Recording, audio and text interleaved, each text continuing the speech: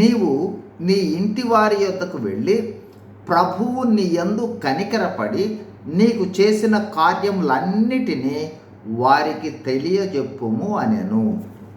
ఆనాడు యేసు ప్రభువారు సేన అను దయ్యం పట్టిన వారితో అంటూ ఉన్న మాటలు ఇవి. గెరాసేనుల దేశంలో సేన అను దయ్యములు పట్టిన వ్యక్తి సమాధుల్లో నుండి వస్తూ ఉండగా ప్రభువు అతనిని నోటి మాటతో బాగు చేశాడు. తరువాత స్వస్థత నొందిన వ్యక్తి ప్రభువుతో నన్ను నీతో ఉండనిమ్మని బ్రతిమలాడాడు.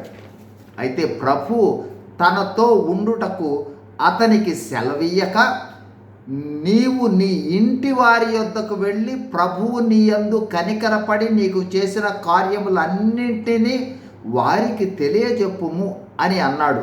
ఆశ్చర్యం ఏమిటంటే ప్రభువు చెప్పిన విధంగా అతడు యేసు తనకు చేసినవన్నీ దెకపొలిలో ప్రకటింపనారంభించాడు అని మార్కు సువార్త 5:20లో వ్రాయబడి ఉంది. ఈ వ్యక్తే మనకు ఆదర్శం.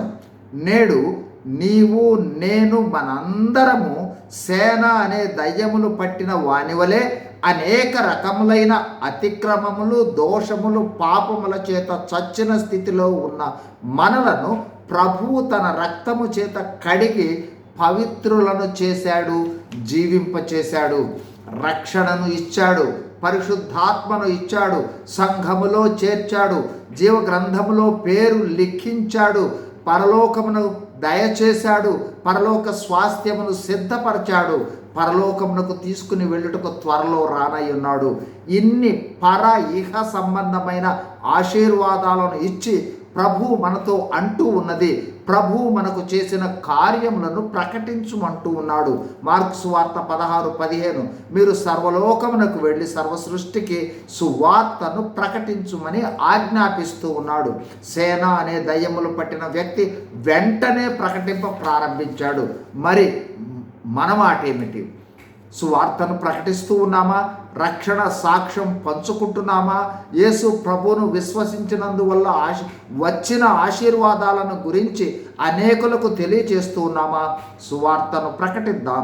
యేసు ప్రభువు ద్వారా వచ్చు రక్షణ ప్రతి ఒక్కరూ పొందినట్లు ప్రయాసపడదాం. మనందరము పరలోకములో మహిమా శరీరాలతో దేవునితో ఎల్లప్పుడూ ఉందాం. God is in you, God is with you. God bless you. Thank you.